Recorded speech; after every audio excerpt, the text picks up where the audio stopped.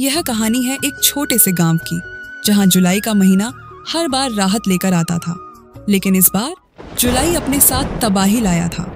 पानी सिर्फ छतों पर नहीं, जिंदगियों में भी भर गया था। हे भगवान, अब कौन सी बाल्टी रखें? सब भर चुकी हैं। लगता है आज रात भी नींद नहीं आएगी। जब तक यह बारिश थमेगी नहीं, तब तक कोई उपाय नहीं मिलेगा। ऊपर से खेत भी पूरी तरह डूब चुके हैं। फसल का नुकसान तो तय है। पापा, स्कूल कब खुलेगा? मुझे से घर में बैठे बैठे अच्छा नहीं लगता। बिटिया, जब बारिश रुकेगी तभी स्कूल खुलेगा। अभी तो मास्टर जी का घर भी जल में डूबा है। गांव में ना बिजली थी ना नेटवर्क, रेडियो भी खामोश हो गया था, लेकिन इस परिवार के पास था एक दूसरे का साथ।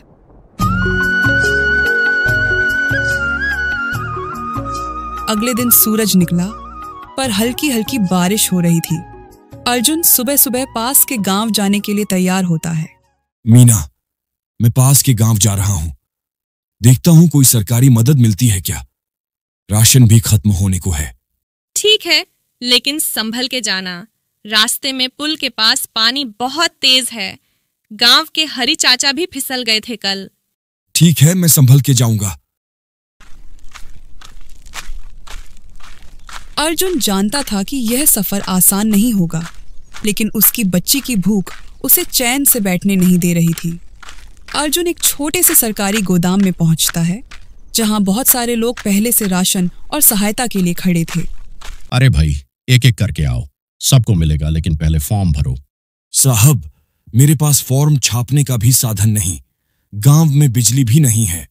ठीक है, तुम्हारा नाम लिख देता हूं, पर राशन 2 दिन बाद आएगा। अभी तो ट्रक भी फंसा है कीचड़ में। अर्जुन थके हारे घर लौटता है, लेकिन उसका चेहरा उदास था, क्योंकि वह समस्या का हल नहीं निकाल सका था। क्या हुआ अर्जुन? कुछ मिला या ऐसे ही लौट आई?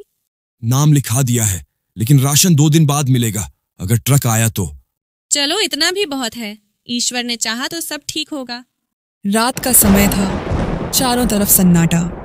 बारिश की आवाज तेज हो रही थी, छत टपक रही थी, लेकिन उनका हौसला मजबूत था। माँ, आप मुझे कहानी सुनाओ ना, वैसे ही जैसे बचपन में सुनाती थी। ठीक है, सुनो। एक समय की बात है, एक गांव था जहां लोग खुश रहते थे, लेकिन फिर आई जुलाई की बारिश। बारिशें तबाही ला सकती हैं, लेकिन प्यार और उम्मीद किसी भी तूफान से बड़ी ताकत होती है।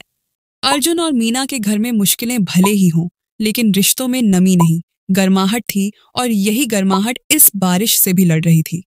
बारिश थम तो गई, लेकिन हर कोने में उसकी तबाही की निशानियां फैली थीं। कीचड़ से लथपथ रास्ते, भूखे मवेशी और डूबे हुए खेत। गांव के हर दिल में एक ही सवाल था, अब आगे क्या? चारों तरफ सिर्फ पानी ही पानी था। सूखे पौधे कीचड़ में मुरझाए पड़े थे। अर्जुन की आंखों में निराशा झलक रही थी। 1 साल की मेहनत पल भर में बह गई। ना अनाज बचा, ना उम्मीद। पापा, क्या अब हमारे खेत में कुछ भी नहीं उगेगा? उगेगा बेटा, जब तक हम हार नहीं मानते, यह जमीन हमें कभी खाली नहीं लौटाती। थोड़ी देर बाद स्कूल के बड़े से मैदान में सरकारी राहत टीमें चावल के कट्टे और तैयार खाना बांट रही थी। चारों तरफ कीचड़ था, लेकिन भीड़ धीरे धीरे जमा हो रही थी। चल गुड़िया, सुना है यहाँ खाने का बंदोबस्त है। शायद तेरे लिए कुछ गरम मिल जाए आज। माँ, खिचड़ी मिलेगी क्या?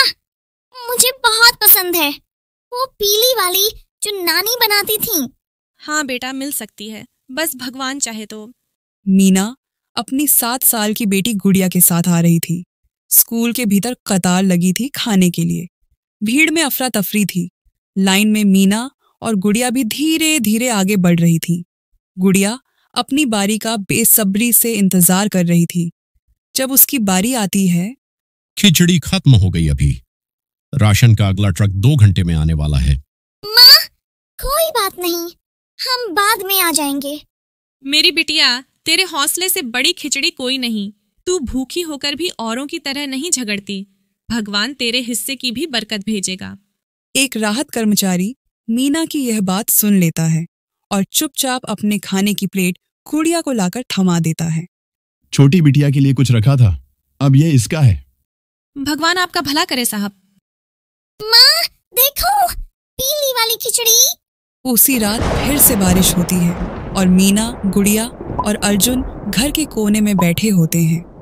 सो जा बेटा, देख माँ की गोद है, तू सबसे महफूज है, कल तक सब अच्छा हो जाएगा।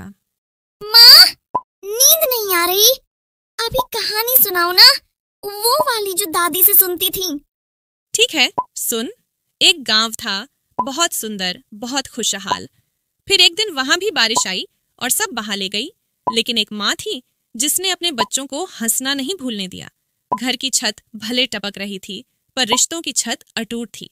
भूख लगी थी, पर एक दूसरे का साथ सबसे बड़ी तसल्ली था। ये वह रात थी जब आंधी से ज्यादा जरूरी था एक कहानी का होना। माँ देखो, बिजली आई। माँ देखो। हाँ मेरी रानी, शायद ऊपर वाला देख रहा है, अब सब अच्छा होगा। शायद कल रेडियो भी चल जाए, फिर खबरें भी आएंगी और स्कूल भी खुल जाएगा, और शायद बच्चों को पहली बार गर्म खाना भी मिल जाए। अगली सुबह बारिश भी रुक गई थी और राशन का ट्रक भी गांव में आ जाता है। मीना, जल्दी बाहर आओ, देखो राशन वाला ट्रक आ गया। सच? बच्चों को आज भरपेट खाना मिलेगा। माँ आज भी खिचड़ी मिल सकती है ना?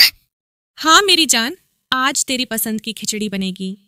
बारिशें सब कुछ बहा ले जाती हैं, लेकिन कुछ चीजें बची रह जाती हैं। उम्मीद, साथ और एक दूसरे पर भरोसा। अर्जुन और मीना की यह छोटी सी दुनिया जितनी भीग गई थी, उतनी ही मजबूत भी हो गई थी। और वहीं से शुरू होती है एक नई सुबह की शुरुआत। वे जानते थे कि अब मुश्किलों से लड़ना होगा, लेकिन अकेले नहीं, बल्कि एक होकर। अर्जुन ने गांव के कुछ और नौजवानों को इकट्ठा किया और बाढ़ के पानी से हुए नुकसान को ठीक करने का काम शुरू किया। सबसे पहले उन्होंने कीच डाइहच से लथपथ रास्तों को साफ किया, फिर पुल की मरम्मत करने का काम शुरू किया ताकि राशन के और ट्रक गांव तक आसानी से पहुंच सके। अब काम आसान हो जाएगा, है ना?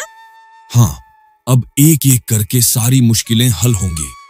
सबसे पहले हमें फसलों को दोबारा बोने की तैयारी करनी होगी। गांव के लोग भी अब निराशा छोड़कर एक दूसरे की मदद करने लगे थे। कोई अपने पैडेडी होसी के खेत को साफ करने में मदद कर रहा था, तो कोई बच्चों को घर में पढ़ाने का काम कर रहा था। गांव का मंदिर, जो कि बाढ़ में थोड़ा बच गया था, अब एक सामुदायिक केंद्र बन गया था, जहां लोग एक दूसरे से मिलते और अपनी परेशानियों को बांटते थे।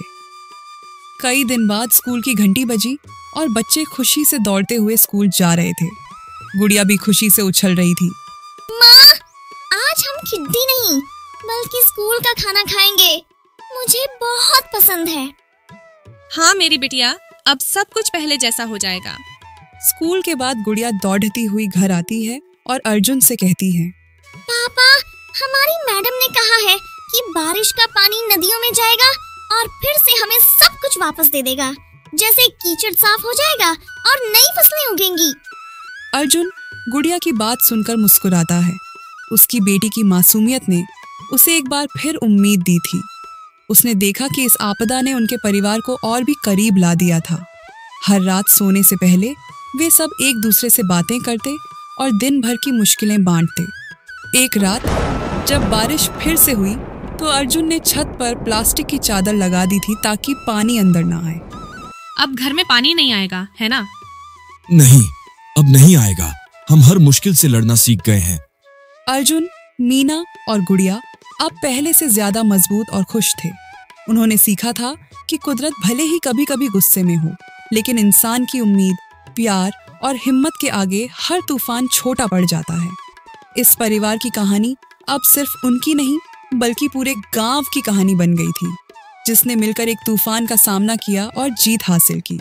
और उस जीत के बाद एक नई सुबह का सूरज उग रहा था, जो हर रोज उनसे कहता था, कभी हार मत मानना, जब तक हिम्मत है तब तक उम्मीद है।